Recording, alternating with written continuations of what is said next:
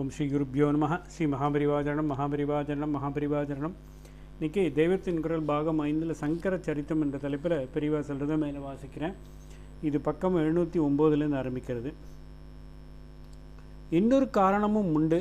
அறிவு கடலாக சர்வஜராக ஆச்சாரியால் இருந்து காட்ட வேண்டியிருந்தது. அவரை பரீட்சித்து பார்த்து அவர் சர்வஜர் என்ற தீர்ப்பு கொடுக்க ஒருத்தர் இருக்க வேண்டும் அல்லவா? யார் அப்படி இருக்க முடியும்? அறிவு தெய்வமான வித்யாதி தேவதையான சரஸ்வதி தானே. அதனாலும் அவள் அவதரிக்க வேண்டியிருந்தது.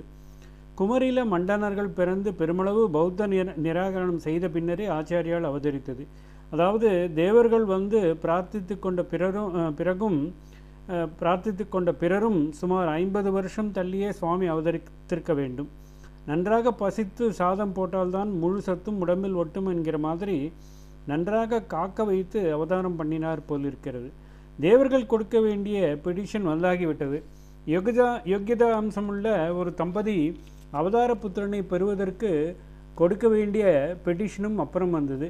அவதார புத்திரனுக்கு அப்பா அம்மாவான அந்த புண்ணியசாலிகள் யார்? பரம புண்ணியமான அவதாரம் எப்படி ஏற்பட்டது? எந்த புண்ணிய காலத்தில், எந்த தேசத்தில், எந்த ஊரில் நடந்தது? பார்ப்போம். கேரள சரிதம்.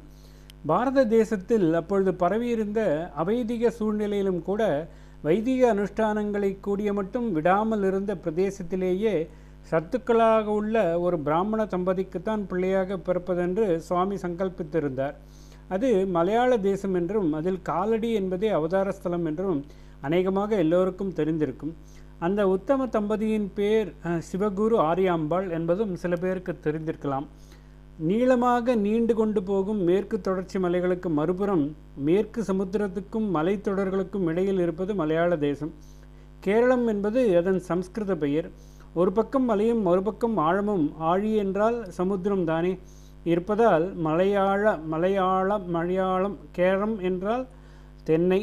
ஒரே தென்னஞ்சோலை மயமாக அந்த பிரதேசம் இருப்பதால் கேரளம். மலைத்தொடருக்கும் சமுத்திரத்துக்கும் இடையில் குறுகலாக இப்படியே அது உண்டானதற்கு ஒரு கதை உண்டு. பரசுராமர் 21 தலைமுறை க்ஷத்ரிய ராஜாக்களை சம்ஹாரம் செய்து அவர்களுடைய ராஜ்யங்களை எடுத்துக்கொண்டார் என்று தெரிந்திருக்கலாம். லோகம் முழுக்க அவர் கைக்கு வந்துவிட்டது. அதே சமயம் அவருக்கு விரக்தியும் பச்சாதாபமும் ஏற்பட்டது. பிராமண ஜென்மா எடுத்தும் சாத்வீகமாக ஊருக்கு நல்லது பண்ணாமல் பழி கொலை என்று நிரம்ப பண்ணிவிட்டோமே, நடந்துவிட்டது என்றிருக்கலாமானாலும் இப்பொழுது இந்த பெரிய ராஜ்யத்தை வைத்துக்கொண்டு என்ன செய்வது? ஏற்கனவே செய்ததற்காக பிராய்ச்சித்தம் தபஸ் பண்ணுவதை விட்டு ராஜாவாகி ராஜ்யபாரம் வேறு வகிப்பதா? அது கொஞ்சம் கூட சரியில்லை என்று நினைத்தார். அதனால் தன் கைக்கு வந்துவிட்ட லோகம் முழுவதையும் கஷ்யப மகரிஷிக்கு தானம் செய்துவிட்டார். அவருக்கு ஏன் தானம் செய்யணும் என்றால் அவரிடமிருந்து தானே எல்லா உயிரினங்களும் பிறந்தன. மனுவின் வம்சமாக வந்த நாம் மனுஷ்யர். அந்த மனுவின் பிதா விவஸ்வான், விவஸ்வானுக்கு பிதா கஷ்யபர். அதனால் அவரே மனித குலத்தை தோற்றுவித்தவர். அது மட்டுமில்லை, தேவர், தைத்தியர், தானவர், ராட்சசர், நாகர் ஆகிய எல்லோருக்குமே அவர்தான் பிதா. பிரஜாபதிகள் என்று பல பேர் இருந்தாலும் ஜீவ சிருஷ்டி பெருகுவதற்கு விசேஷ உபகாரம் செய்த அவரைத்தான் கஷ்யப பிரஜாபதி என்று குறிப்பிட்டு சொல்வது. அதனால் இந்த ஜீவகுலத்தை எல்லாம் அவரே கட்டி வைக்கட்டும், அல்லது என்ன பண்ணுவாரோ பண்ணிக்கொள்ளட்டும் என்று அவருக்கு பரசுராமர் பூமியை தத்தம் செய்துவிட்டார். உங்களுக்கு ஒரு வீடு இருக்கிறது, அதை நீங்கள் ஒருவருக்கு தானம் செய்து விடுகிறீர்கள் என்றால் அப்புறம் அந்த வீட்டில் நீங்கள் இருந்து கொண்டிருக்க முடியுமா? அதே மாதிரி தான் அந்த மாதிரி தான் இப்பொழுது பரசுராமர் நினைத்தார். தானம் என்று இவருக்கு பூமியை கொடுத்த பிறகும் நாம் இங்கே வாசம் செய்வது சரியில்லை, தேசத்தை விட்டு வெளியேறிப்போய் புதுசாக வாசயோக்கியமாக ஒரு இடம் உண்டாக்கி கொண்டு அங்கே தபசிருப்போம் என்று நினைத்தார்.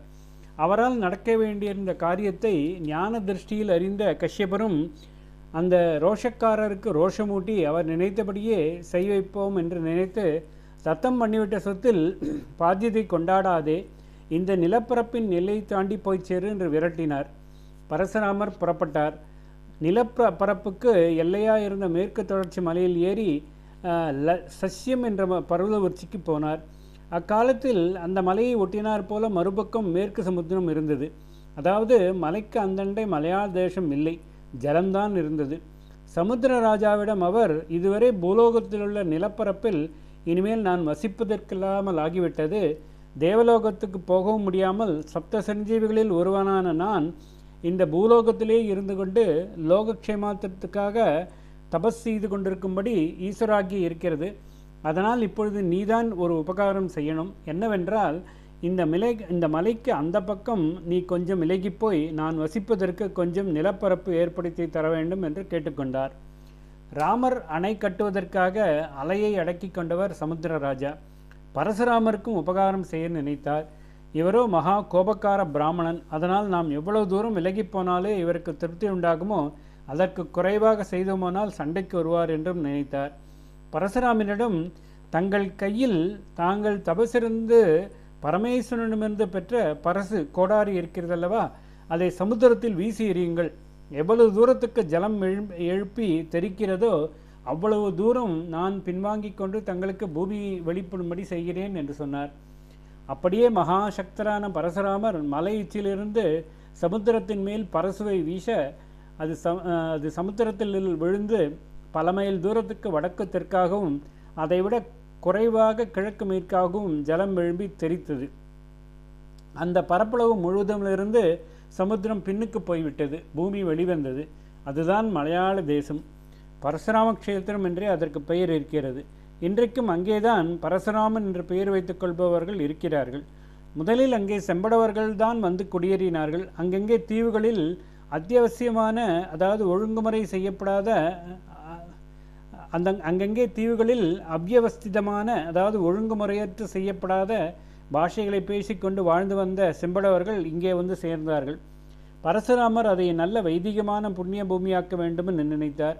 இத்தனாம் பெரிய நிலப்பரப்பு ஏற்பட்டுள்ள போது தாம் ஒருத்தர் தபஸ் பண்ணி கொண்டிருந்தால் மாத்திரம் போதாது, ஏராளமான சத்பிராமணர்களை குடியேற்றி வைதிகானுஷ்டானங்கள் வளரும்படி செய்யணும் என்று நினைத்தார். ஓம் ஸ்ரீ குருப்யோ நமஹ. ஸ்ரீ மகாபரிவாச்சரணம் மகாபரிவாச்சரணம் மகாபரிவாச்சரணம்.